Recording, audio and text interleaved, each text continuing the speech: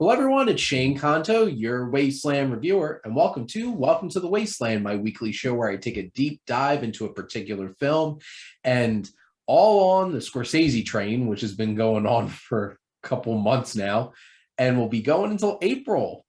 Now that I had to trim things back because I found a whole bunch of documentaries that I couldn't find, I'm just like, well, we're just gonna stick to it. We tried.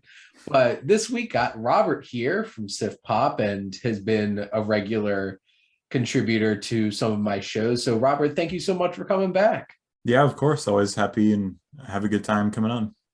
And as always, I like to give my guests a chance to shamelessly plug. And I know that you've been putting out a lot of great content that you should shamelessly plug. So, Oh yeah, I have a YouTube channel called Robert's Thoughts. I'll have a new video if this releases on Friday, then it'll come out the day before this releases. So yesterday. In the future and the past at the same time. Yeah, so you can find me there and on Twitter at _RobsThoughts. There we go. And I really enjoy checking out your videos and how much thought and effort that you put into really breaking things down, because there's like 50 million people on the internet that put out movie reviews. Yeah.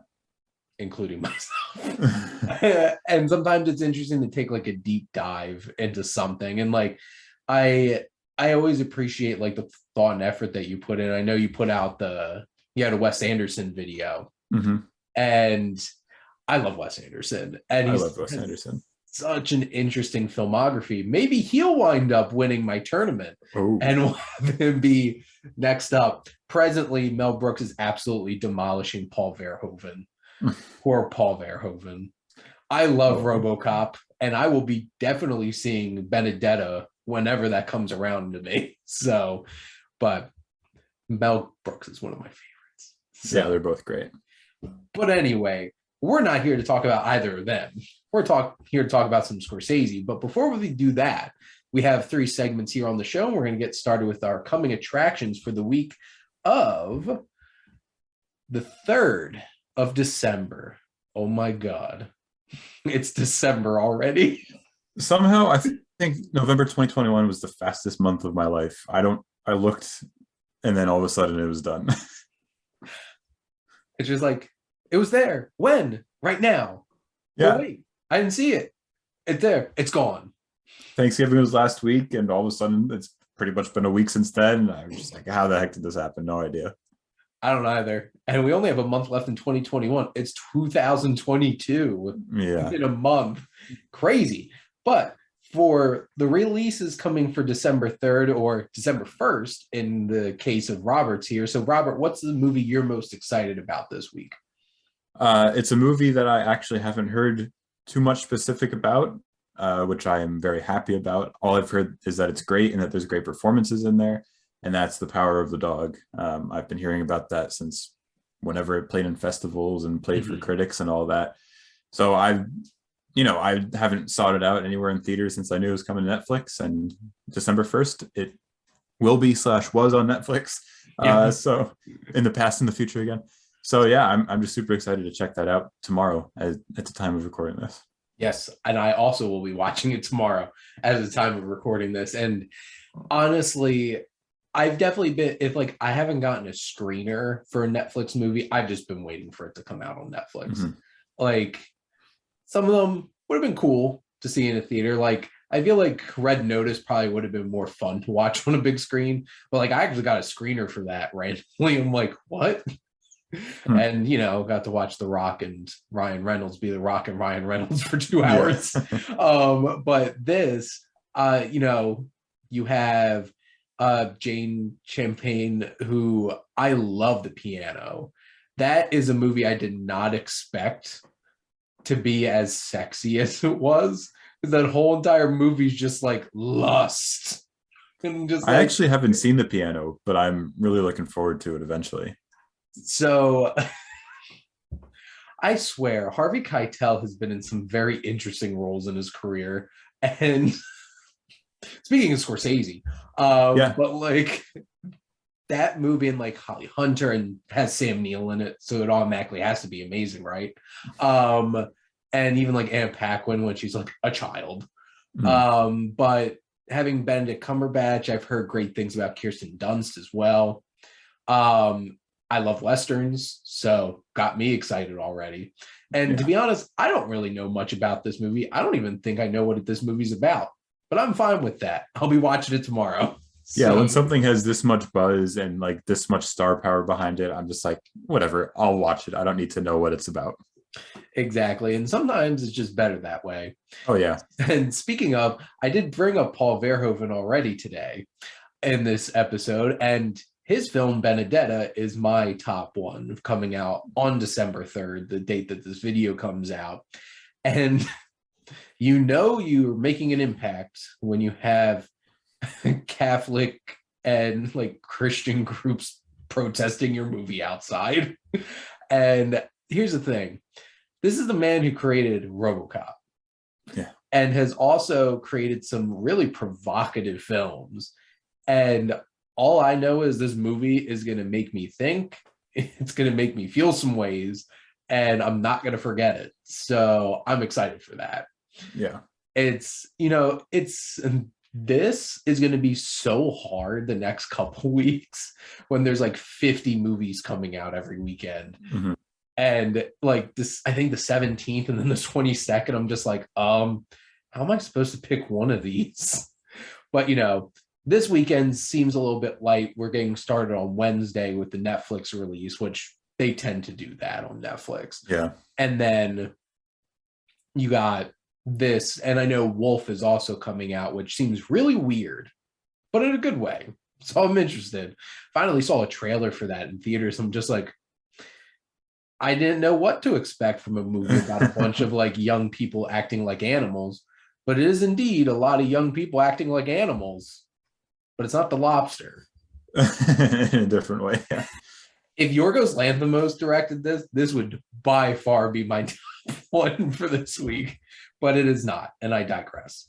But why we're really here is to talk about some Scorsese, and a very interesting Scorsese film, and I feel like it's pretty different than a lot of his films.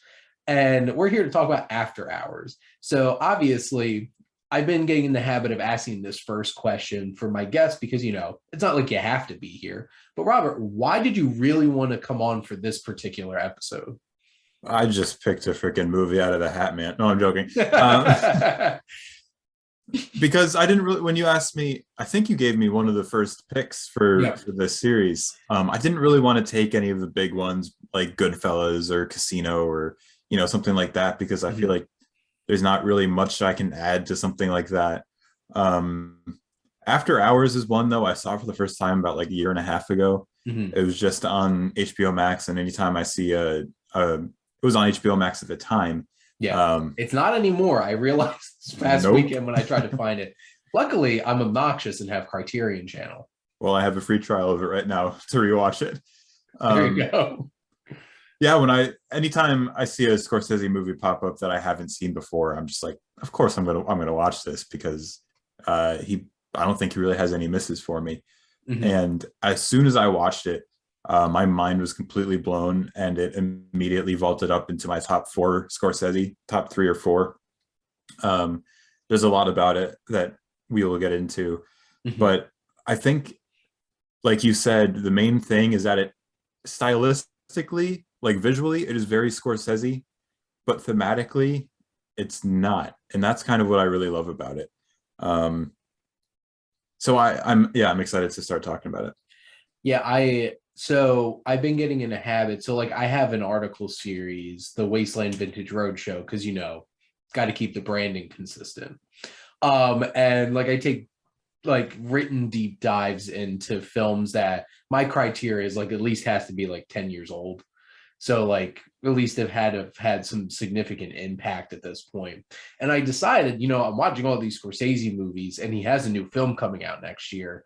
So, relevant. So I'm just writing about all of these. And one of the things that I found so fascinating writing and thinking about a lot of like this era Scorsese is like, just imagine if he got the money for Last Temptation of Christ when he wanted to.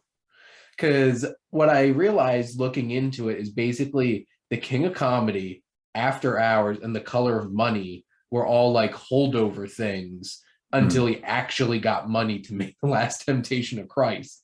And I'm trying to imagine, like, you know, I really enjoy Color of Money, and like I'll be talking about that next week. But King of Comedy and After Hours are so different Yeah. in terms of, because I'm long past the point of thinking like, Scorsese is all about the gangster movies. Because like, Yeah. like maybe five of them are out of like his whole filmography, which there's a lot. Oh yeah. There's a As I'm sure lot. you know. Yes. And what's so interesting, especially about this film, is I think this feels like his first like straight comedy, even though this is pitch black. Yeah, it's a In black terms, satirical comedy. It's yeah, not like a Judd Apatow comedy or Chevy no, Chase from the time, you know. no, and it's consistently funny and awkward and weird and still dark. Like there's Yeah. one moment where I'm just like, this movie went there, and like obviously, basically on the show take a deep dive, so we talk about all of it. So if you don't want to get spoiled, things will probably get spoiled for you at this point. But for right now, one particular thing happened, and I'm probably sure you know exactly what I'm talking about. It's just like, um, this night took a dark turn for this dude. Yes. Wow. Paul just, hanging out, reading a book, It's at a cafe. at a cafe, meets this woman, Marcy, Rosanna Arquette, and it's just like, she seems pretty cool. Calls her, yeah, come on over. Is this a work night? I'm gonna go out. And then we have a movie. Boy, do we have a movie.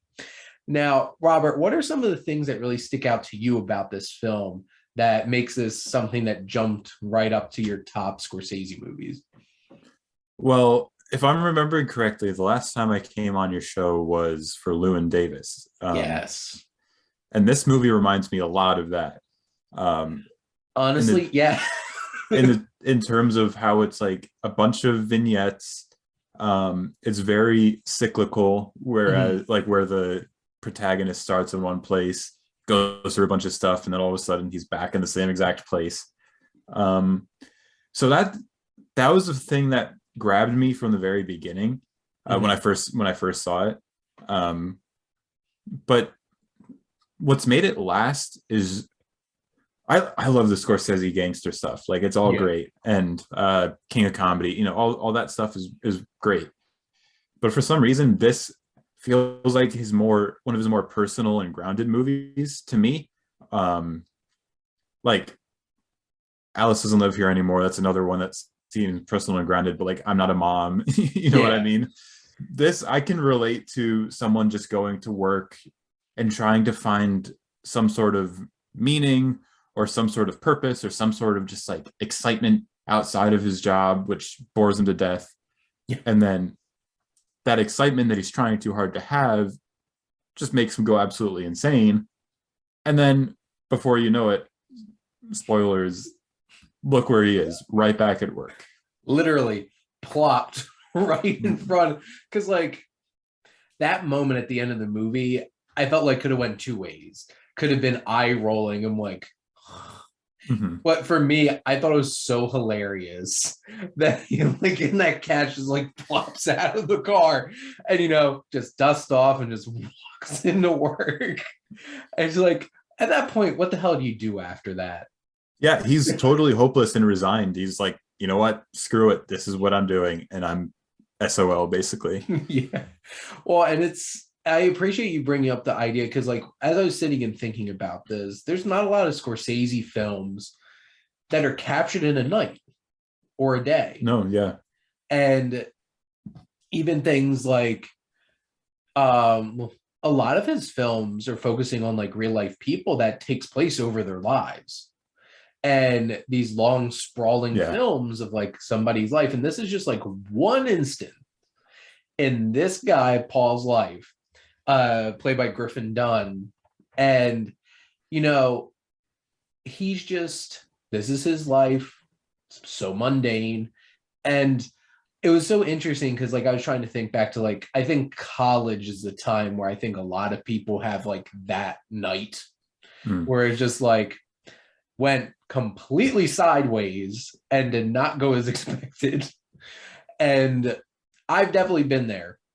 And I was thinking about like I think while I was writing my article about this, which I'm like halfway through it, I'm Mhm. like thinking about like my college experience. I'm like, oh, those kinds of nights where it's just like I think I saw something how they described this. It was like the yuppie nightmare, where it's just like, this guy is a very standard 80s yuppie, like has a good paying job in New York City, lives his life, and then all of a sudden he gets thrown into like the shittier side of town and gets lost in it and goes on this crazy journey of like, wow, I appreciate this mundane existence that I have. Yeah. And, he goes to like the other side of the tracks of New York City, which of course, not many people shoot New York City like Martin Scorsese. No, of So course that's not. definitely a big part of it as well. But I guess thinking about, because one of the other interesting things is I think besides Alice, all of his narrative films for like the past 10 plus years had either Harvey Keitel or Robert De Niro in it. Mm. And like this doesn't have any of his like consistent collaborators or anything like this. It's a fresh cast. So like for you, Robert, who are some of the people that really stood out to you in this film? Oh, well, Griffin Dunn, I think, is great. I don't think it works without him being Mhm. as good as he is. Um, he has this everyman feel where it's just like his baffledness uh kind of corresponds with your own as an audience member. Um, but I think literally every single uh bit part slash supporting character works really well. Like both the Home Alone parents are in this. Yes. You know what? Oh my God. I didn't, because it really stuck like Catherine O'Hara, like the women in this movie really stuck out to me. And like Catherine O'Hara, Terry Garr, Rosanna Arquette all get a lot of meat to work with in terms of their characters. They have a lot of personality and they're Yeah, just a lot of fun.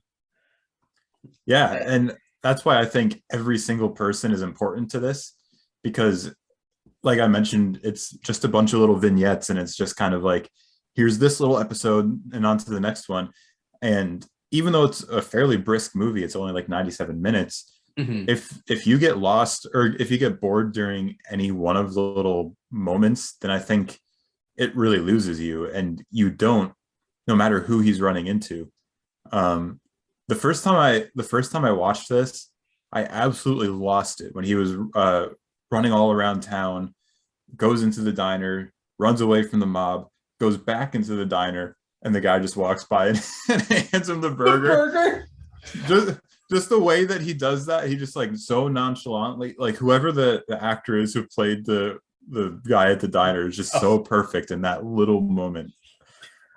and honestly, so as somebody who's very regimented Mm-hmm. and very organized, and you could probably imagine like kind of have to be able to Yeah. balance everything, but like I was getting anxious with Mm. like he didn't get the bartender his keys back and Oh yeah. like all the little details, but it all threads back.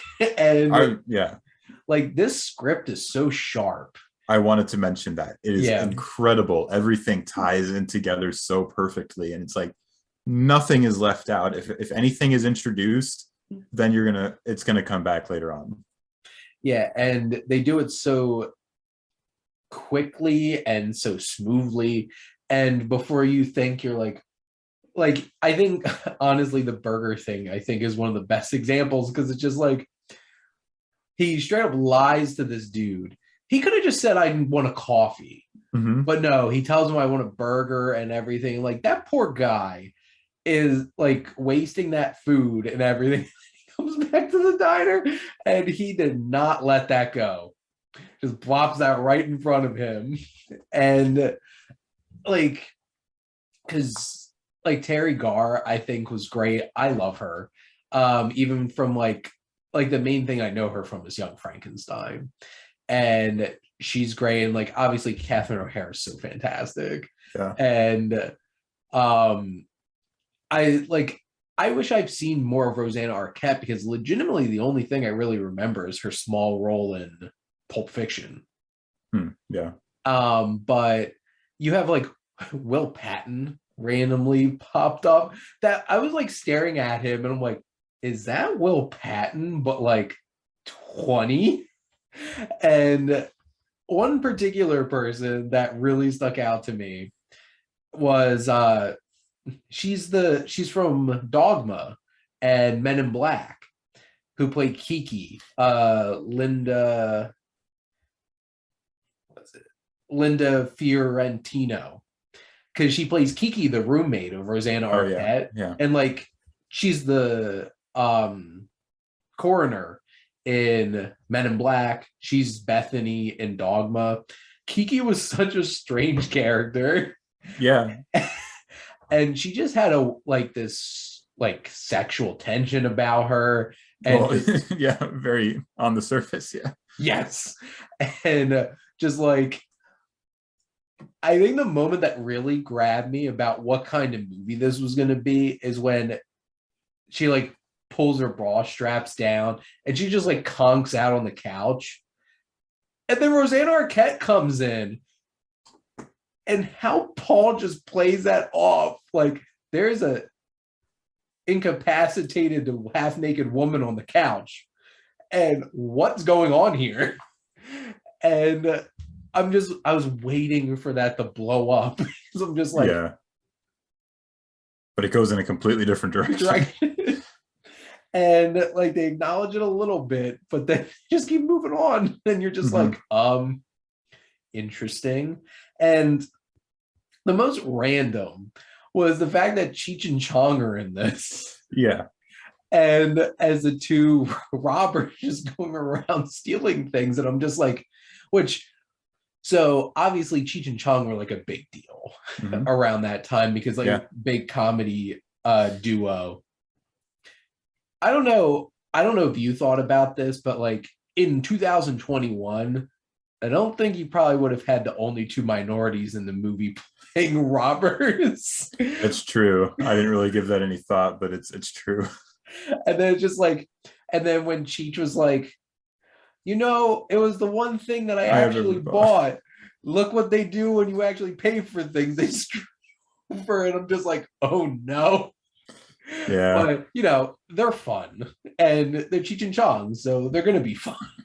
And they also represent what we were talking about of everything coming back, where it's like he yells at them because he thinks they're stealing the statue and the TV at the beginning, and then they come back and they're the ones who put him in the van, and how he ends up back at his job. It's just like, even the bit parts of famous popular Cheech and Chong is just like integral to the story. Well, and that's so crazy too, because like I feel like this is what makes this movie stand out to me from a lot of Scorsese things. It's just like there is a silly zaniness underlying like a darkness here, because like I think we've talked about this long enough and we spoiled enough things. Like was Rosanna Arquette kills herself, you're just like, this went in a direction I was not ready for. Because like in the back of your brain, when you're thinking, I'm watching a Scorsese movie, that doesn't surprise me. Right, yeah. But then watching like this movie, I'm just like, that took a turn. This escalated well, there is quickly. Like, she has a thing with her husband. She has the burns, and there's like some shady stuff going on that you don't quite know about. And then you're like, you're right. There's just something about it that you're like, oh, this is still funny, even though it's dark. It's not going to go that far. Then all of a sudden you're like, oh, it is going that far. And I don't know. I think it fits for the movie because it's trying to tell this very dark story. And it's very, like you were saying about New York, it's very specific to the Soho area. Yeah. I was listening to one interview with Scorsese about the movie where he was talking about like no one's out, no one's out in the middle of night in Soho, so it was perfect for him to shoot the movie, and it Fair. really captures that atmosphere really well. Hmm. Well, one thing that was interesting I saw was that this was originally called One Night in Soho, Mm, and I'm like, hmm, I wonder if what's his name, Edgar Wright, took any hundred inspiration. percent. That can't be a coincidence. It is Like a different Soho and very different movie, but yeah, Edgar Wright being Edgar Wright, that can't be a coincidence. that's true. It really can't. But what was so interesting too about this, and like where was I going with that? This is just such a nice divergent, like from so much of what Scorsese's done, and it's such an interesting follow-up to like the King of Comedy too. Yeah. Because these are both very like, I guess mid 80s Scorsese was a very different kind of Scorsese. And but like, this New York City when it's in a Scorsese movie is always just like another character there. Oh yeah. And it really works in terms of like this whole entire environment, like the whole entire thing where the whole community's coming together with the Mr. Softy truck. That was just my fiance Jess was just like, Mr. Softy? Because like you could hear the music playing, and it's just like, You're like looking around. Can we get some? it's like, no, it's in the movie. Oh dang. And darn it. Because we do get Mr. Softy driving around our neighborhood. So all the little kids start chasing after it. I'm like, Jess, are you gonna go run after Mr. Softy? But watching this film, it's just so many great laughs and everything. But you still have those Scorseseisms. Like, I think one of the big ones was at that cafe at the beginning, the moving camera. Camera's always moving. Yeah. And like that camera like coming up on Rosanna Arquette as she's standing there. I'm like, that's a Scorsese shot. And he does those hard cuts to close-ups too. yes. He does a lot of that in this too. And so it's like technically it feels like a Scorsese movie, but like you said, like thematically and like narratively, this just felt very different and interesting. And shows that he has a lot of depth in terms of the different kinds of things that he could do. And to be perfectly honest, I don't know if you get Wolf of Wall Street without something like this. Cause like I was sitting there thinking like, does he have any other like straight dark comedies? I'm like, oh yeah, Wolf of Wall Street. Well, you've mentioned King of Comedy a couple times, and I think that is probably the closest parallel to this. Out of all the Scorsese movies I've seen, and I've seen a good amount, I feel like King of Comedy is closest. Yeah, and what's interesting about that too is because on some level, I expected that movie to be more of like a comedy. Mm-hmm. Obviously, it's about comedians, but like it's a dark, uncomfortable movie. Oh yeah, for sure. But you can't help but have some great laughs with like Jerry Lewis, and I'm like, oh, I laughed so bad when he's all taped up all the way up to his mouth and she's doing all those weird like sexual things across the table and just looking at Jerry Lewis's eyes. Like, it says it all. Everything. The way that he's reacting to it. But like, back to one of my earlier points, like, it makes me happy that Last Temptation of Christ got pushed off, because then he did get these opportunities to try out some of these things. And he almost quit narrative film after Raging Bull. Yeah. And which is insane because of the reputation and how great Raging Bull is. Yeah, can you imagine if Scorsese's just like, no, I'm just going to make documentaries after Raging Bull? It's like, that wasn't that good. Anyway, I'll just move on. It's like, what? No Last Temptation of Christ. No King of Comedy. No After Hours. No Goodfellas. No Casino. And literally everything else. Crazy to think about. And what I appreciate most about this digging into all the Scorsese films that I've been doing is like, there's such a variety in the different films that he's done. Like, he's done a lot of documentaries. He did music videos. Like, he did a Michael Jackson music video. What song did he do? bad. I I didn't think know it that. was. That's awesome. Yeah. And it's just like he did a Michael Jackson music video. I like The Last Waltz is one of my favorite concert films ever. And like I wound up writing almost a 5-page article about it because I just kept gushing about it. But there's something special about this film. And it's so unexpected because like it didn't have any of like there was no De Niro, there was no Keitel, there was no DiCaprio.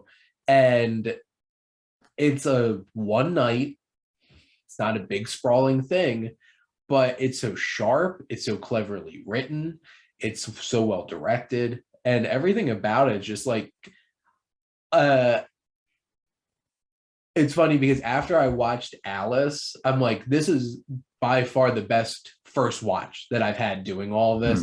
And then After Hours happened. I'm like, yep, there we go. Some gems I hadn't seen before. And that's one of the awesome things why I'm like part of doing this, which is Right. also Yeah. kind of why I was happy to get it land on Scorsese. Because, like, you know, I've seen every Tarantino, I've seen every Nolan like 50 times. Yeah. So, like, being able to dig into some things that I haven't seen. But, Robert, are there any other like big points, things that you want to talk about specifically about the film? Yeah. Well, we talked about the sharpness of the script and, how clever it is. But I think there's also, I feel like I could watch this 5 or 6 more times and just pick up on little details. Like Mhm. I haven't even given any thought to the meaning of like when he looks out the window and sees the couple having sex, or looks out the other window and sees the wife kill the husband. It's like those are little things. And if I just kind of I confess I didn't do it in the lead up to this podcast or this video, but if I sat down and kind of thought about it in the context of the whole movie, I'm sure I could find just a whole other layer of meaning Mhm. behind some of just like the little cutaway things that seem so random. But knowing Scorsese and knowing just how meticulous of a filmmaker he is and how smart and talented he is, that stuff like that has to be all the way throughout the movie. So it's just, it solidifies just how great of a filmmaker he is. You hear about the big ones like we've mentioned Goodfellas and Departed and Mhm. all the big stuff. The Padded, The Departed, but the there's Cop. the Michael processes. But it's just so cool. I guess I'm just repeating what you said, but just to see him do something like this with no big names, no like giant story, no constant critical acclaim. This is, like you said, a hidden gem, and I really hope it gets more notice. Everyone will watch it now after they watch this video Oh yeah. because this influential. But I definitely think this is definitely one like I automatically like I wasn't even done the movie by the time I put this on my wish list. Hmm. I'm like, I'm definitely watching this again and wanting this to be like a movie that I want to come back to because it was just that enjoyable to watch too, and the watchability. And some Scorsese movies, the vast majority of them have a lot of watchability because he just Yeah. makes cool movies. But Hmm. Raging Bull is not exactly a movie that you can just like pop in or Taxi Driver. Taxi Driver takes you to some dark places. Yeah. And but I think a lot of his films, especially starting with this period, are like really watchable. Like even like Goodfellas, like maybe the last half an hour is not exactly the easiest thing to sit through. But like, I always wanted to be a gangster. It's really kinetic. Yeah. Yeah. And that's true. And like this movie had a lot of energy, like moving Yeah. through, and it needed that because like this is like Scorsese does Benny Hill. Like It's they're true. just zipping, like randomly zipping in and out of things, details them in and out. And like he finds the bartender in the diner. The guy brings the food out. You see the Mr. Softy's truck pull up, and you're just like, no, no. And the worst part is he didn't do any of this. Yeah. And I think it's so interesting. It says so much about people. And like the other comes in and you're just like, what's he doing here? And like so many people started asking that question and like automatically like he has to be the guy that's stealing all these things.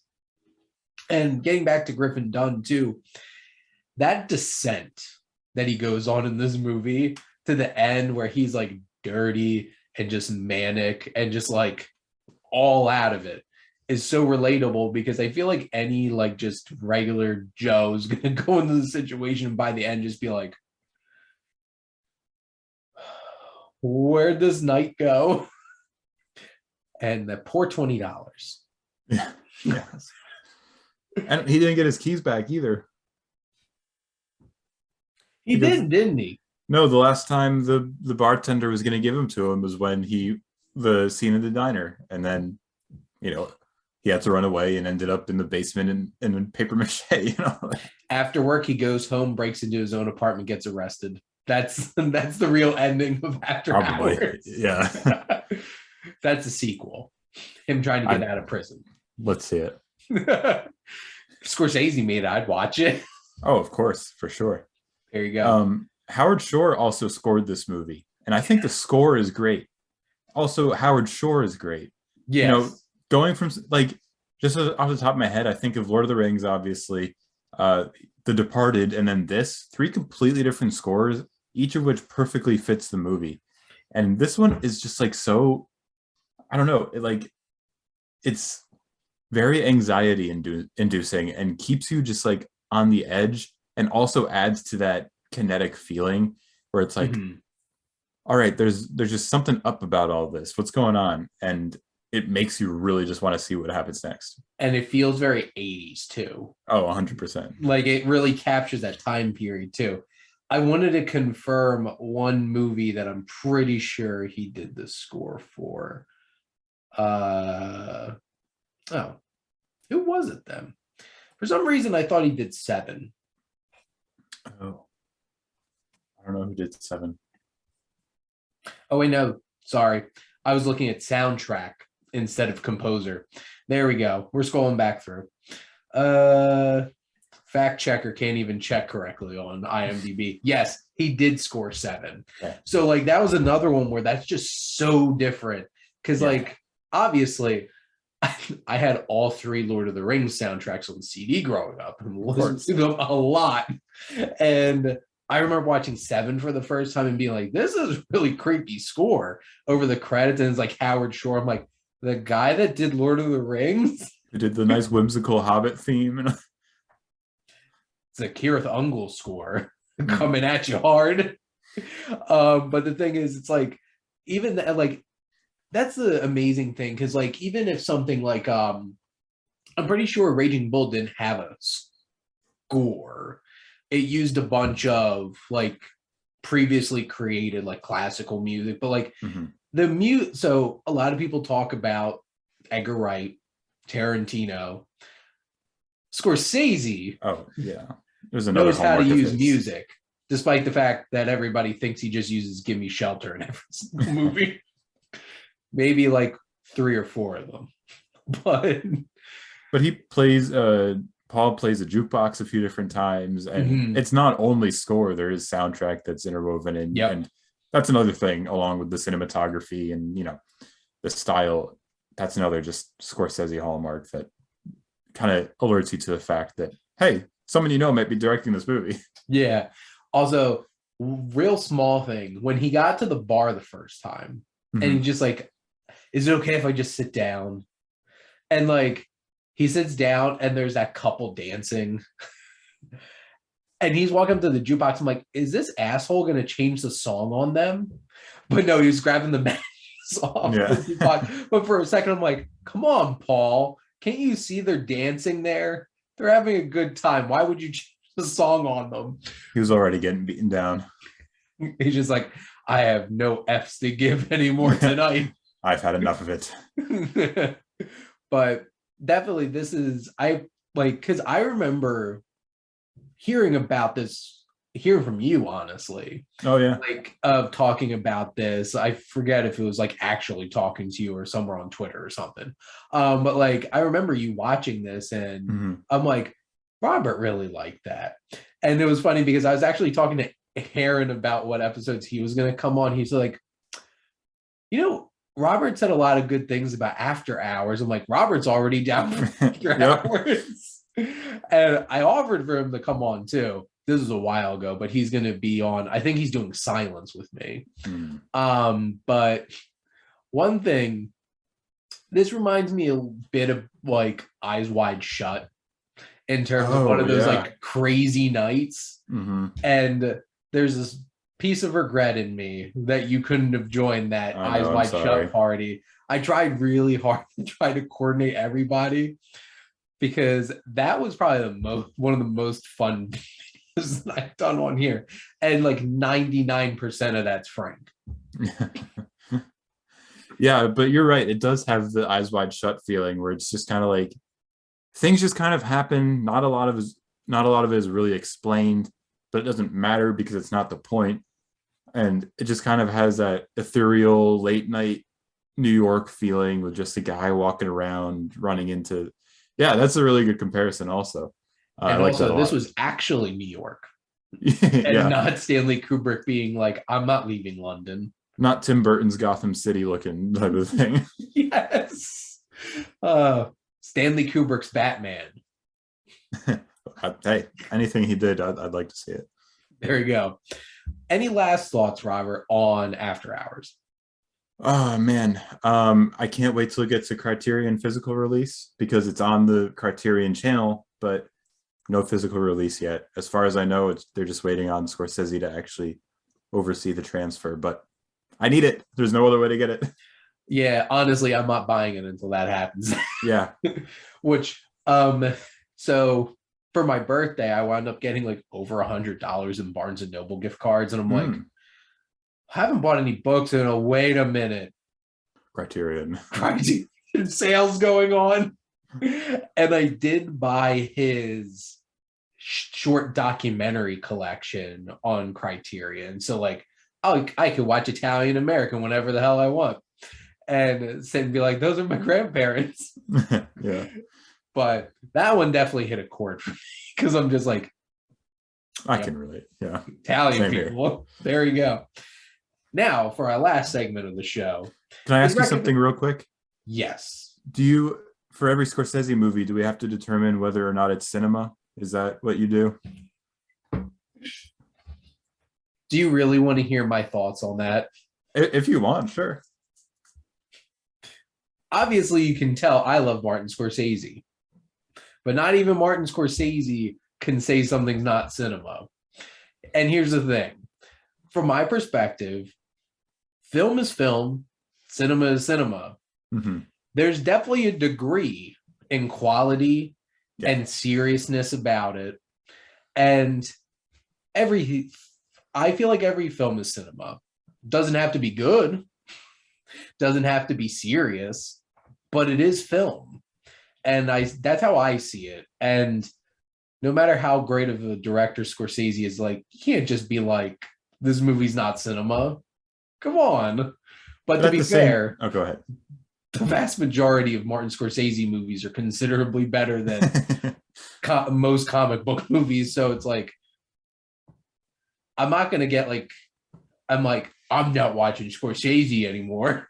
No, I'd be hurting myself not being able to watch Scorsese movies. Yeah. It's just a matter of just like, it's all cinema. It's just to a varying degree. And also all art is commercial on some level too. So it's like, that's why Scorsese keeps having problems making his movies, because who the hell's going to give you $200 million, Martin Scorsese?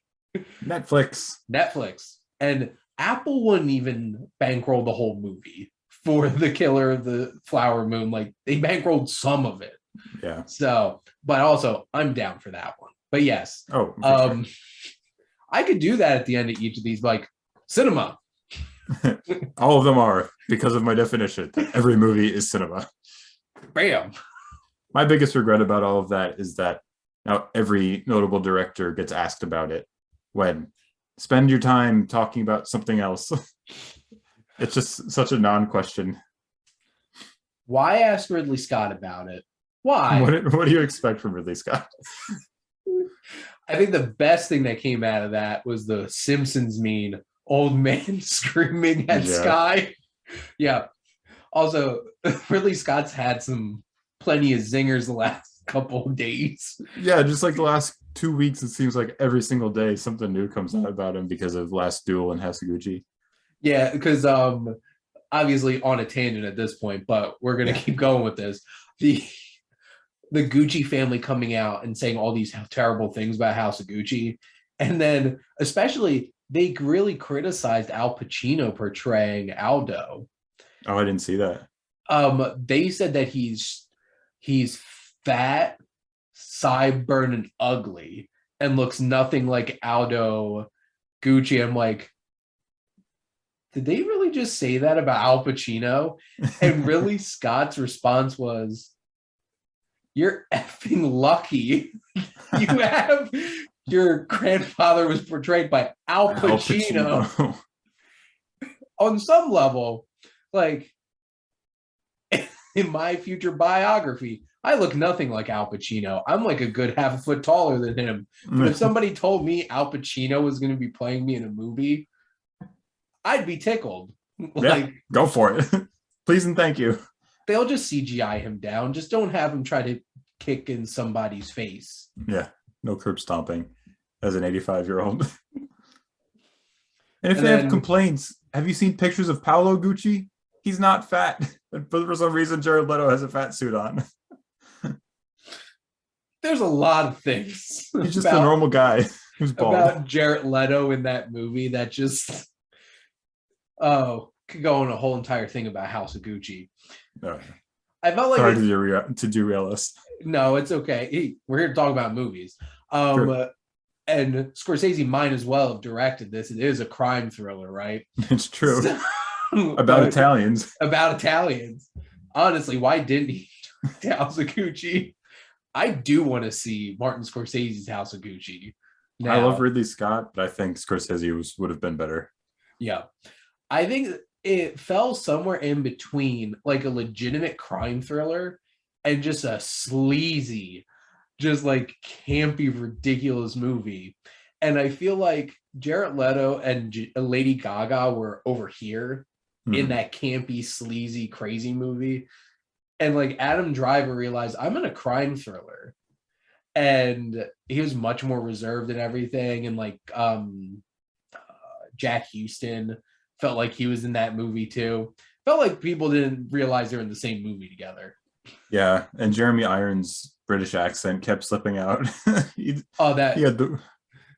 Let's not even start on the accents, because and I know this isn't going to happen, but if Mario in that new movie doesn't have the exact accent that Jared Leto had in this movie, I'm rioting and I'm boycotting that movie. Well, start your boycott now. I'm glad that tweet that I found was fake. Which was a tweet? Oh, you missed my tweet about that. Because I must have. I don't tweet. Okay. Like, I just share things, honestly. I share the articles, SiftPop tweets that I wrote and stuff like that. I never actually tweet anything. But I found this turn out to be a fake tweet that Chris Pratt said, "I'm not doing an Italian accent. Mario's going to be normal this time." And I'm like, triggered. And I'm just like, but watching House of Gucci, I'm like, get Jared Leto to be Mario, because that's the exact Mario I want to hear. He's going to be normal. Like, I saw one tweet that said, "I've always said you can't be racist against Italians," but then I saw Jared Leto's performance. Did you see his comment? How he prepared, snorted something like, I can't. Though I also heard another quote that said, "This is the perfect role for Jared Leto because it's someone who takes himself so seriously that it goes over the top when he doesn't actually have the skill to take himself that seriously." Oh, no. And I think that fits the most. See, the thing is, if this movie wasn't 2 hours and 40 minutes, I think I would have enjoyed it a lot more. Oh, yeah, but like, sure. It just kept going, and I'm just like, if this was like a sleazy, slick hour 45 minutes, just ridiculous, campy movie, I loved it. But it fell somewhere in between camp and All the Money in the World. Yeah. Because like it felt like half the movie was trying to be that, which was a really quality made crime thriller. Mm-hmm. There you go. No frills. This had some frills named Jared Leto and Lady Gaga. Yeah, unfortunately. But anyway, I wasn't going to recommend House of Gucci, but that is out. So like, if you haven't seen it and you just want to watch, like I think it's one of those kinds of things where it's like, you kind of, at some point, just watch it. Yeah, it's not terrible at all. Like, I think I gave it like a good 3 stars. Mm-hmm. It's like, there was a lot of things I liked about it. I just didn't think that it kind of came together as just trying to be too many things at once. But Robert, what did you want to recommend? After all that, I'd love to recommend Succession. So House of Gucci. Yeah, pretty much. The American modern House of Gucci. No, I've been watching Succession. This season is great. I think I've noticed that every episode is just people sitting in a room trying to choose a name, but it's good. It's great every single episode anyway, because it still feels new and fresh. Maybe because they find different and creative ways to use expletives every different week. But I saw one tweet that talked about there's something wrong with you if you like a character for more than 3 episodes on Succession. Because for a while, like the last few episodes, I was like, you know what? I'm kind of on Roman's side. And then this last one, he's like being a little piece of shit. And I'm like, no, I'm not on his side anymore. I'm kind of feeling bad for Kendall, who I started off the season rooting for, but who I was against for the last few episodes. Like, that's what it does so well. And I'm very just interested to see where the whole thing goes. And I think the show just only keeps getting better. I love it. Why'd you buy him a watch? I'm just trying to figure out his thought process. I don't know what's going on in her mind. That whole scene, that slow, like quickening descent into just like completely breaking down. I'm just like, oh no. But that's also where I started to feel for Kendall, because it was like the one shred of humanity in him, like apart from this whole childish facade with the tree house and yelling, "It's my birthday" off of rooftops. He does want this little present from his kids. Yeah. I did really feel bad for him at that moment. I'm just like, and that was not the right thing. Like, but here's my gift. Just like, what are you doing? Read the room for a second. Oh, Succession is like, I feel like Succession is what House of Gucci wanted to be, but wasn't quite that. No. So there's something about Succession that is just like, these are the scummiest people, but on some level, at some point, you will like them and then hate them again. Yeah, exactly. I feel like the most there's a couple of consistent characters, like Brian Cox is just that the entire show. But the thing is, like, I respect that about him because I know exactly what to expect. Right. But everybody else is like hot mess. That show's such a, like, good for you, HBO. Oh, completely. They've filled their Game of Thrones gap, but just in modern day non-fantasy, because it's the same thing, just, completely different. It is a Game of Thrones. Except there's no Ned Stark. No, unfortunately. There's like no like purely good person on this show. That's true. That is the one big difference. Who they could have killed in the first season because they were too good for this world. Yeah. So there you go. Though I think this will end with like nobody on top. I think Succession's going to end with like capitalism beating them or something like that somehow. Their company's going under. That's my 100%. Prediction by the end of this show, whenever this decides to end. Because like, I feel like this is this is such a strange thing for me because I feel like this kind of feels like it's spinning wheels because really, where's the show progressing to? Mm-hmm. But like, it's complete mayhem, and I can't look away. I think it's slowly building to something because each character, like Kendall had to be against his dad, but then buddy up to his dad, but now he's completely against. And I think Shiv is going to eventually completely turn on her dad. I think it's one by one turning each of the kids off to the dad, and then that's when it's going to reach its breaking point, and something big is going to, like something huge, catastrophic is going to happen. My question for you is, how many more seasons do you think we're going to get of Succession? I really hope not that many because it feels like it's spinning its wheels. And I don't want it to go like 7 or 8. So I'd hope 4 or 5 at the most. End of season 5, it all comes crumbling down. Hopefully. And we have a new president. Royco. Can you imagine? Connor Roy.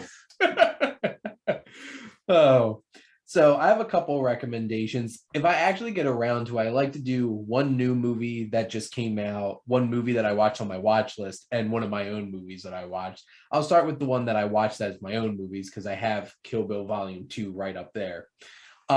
Is I feel like, especially because of like the first Kill Bill, I think people are just like, it's just a bunch of crazy violence. But like, there's something special about that second film and how philosophical, and like, I love it every time I sit there and listen to Bill talk about Clark Kent and Superman. And I'm like, wow, he said something very profound about comic books. Nice. Thanks, Tarantino. Passes the blunt. So like, the Kill Bill movies just have everything that you could possibly throw into a movie. And my fiance Jess had never watched Kill Bill before. So she's like, oh my God, is that Pai Mei? I'm like, it sure is. Whoosh. There she goes. There goes. The movie that just came out in theaters that I want to recommend is Julia, because I fell in love with this documentary and review on the SiftPop. So coming soon. There was moments where I just got transported back to a kid eating my favorite things that my mom would cook me and just being like, this hit a chord here. And then just Julia Child was a fascinating lady. I'm Julia Child. And it's that, but also it's about the America's love affair with food. And making that connection. It's just such an interesting documentary and such a fascinating person. And then the movie that was on, this has been on my watch list for a while because, you know, every time I go on Instagram and I see people talking about their favorite films, Filmstagram loves La Haine. And if I said that wrong, I'm not French.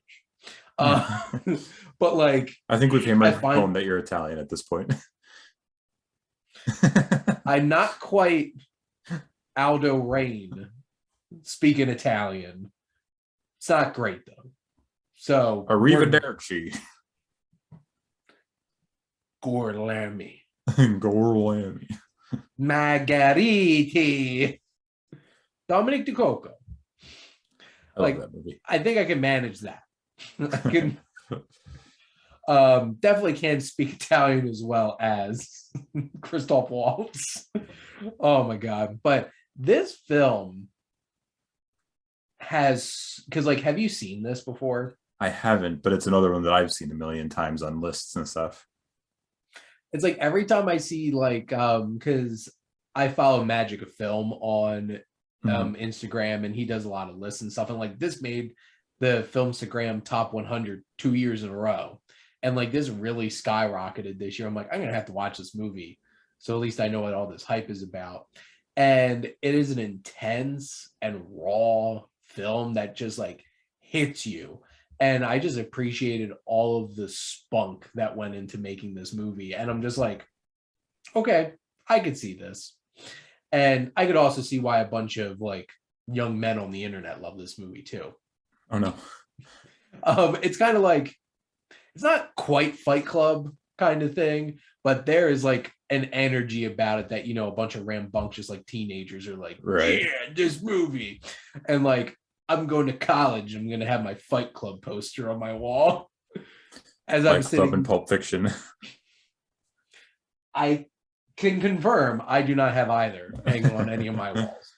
I do have a bunch of Wes Anderson ones over there. See, you're wholesome. And then I do have Obey. Next to The Godfather and Hail to the King, baby. And The Clockwork Orange. So, I think you lost me there. No. And then it went off the rails. Yeah. So a lot of things to recommend. And also, I think it's funny that we talked about House of Gucci the most. It's out in theaters, though, and it's not quite bombing like Last Duel. All us damn millennials and our damn phones. God damn it. But we ruined it. Ridley Scott has made so many great movies, though. He can say whatever he wants. He's 85. Just let him say it. I don't care. At this point, Ridley Scott's like that old grandpa that you're just like, he just says all the craziest things. You're just like, it's okay, grandpa. I still love you. Yeah. But out of all of his crazy quotes, like only one of them is actually like bad / problematic. And that was when he said the thing about Exodus, about not casting Middle Eastern actors. So I'm not trying to brush that off, but like, it's not like he has a pattern like some other people. He just says, he's just old man yells at cloud. And we love him for it. Exactly. And that's Ridley Scott. And honestly, I love The Last Duel a lot. Me too. And I wish more people saw it. Mm-hmm. But, it's a bit of a hard sell. Yeah. It's not the kind of movie you're just like the biggest movie of the weekend, a movie about rape. And it's just like,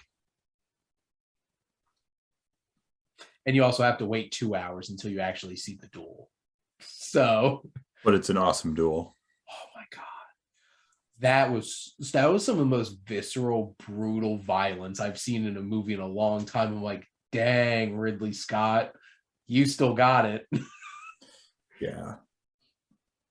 And I'm not going to say it. It's a spoiler for his movies this year, so I'll leave it till after we stop recording. Alrighty. Well, we're going to take that and wrap up. So now, Robert, thank you so much for coming on. Oh, thanks again for having me. If you want to shamelessly plug anything again before we wrap up. Yeah, let's just go with my Twitter one more time. _Rob's Thoughts. And I read a lot of Robert's thoughts. So about baseball, which we could have a whole entire conversation about. That's a whole other topic. The amount of money that has been spent in the past 2 days. But Robert, thank you again for coming on. And thank all of you out there for always tuning in and supporting your Wasteland Reviewer.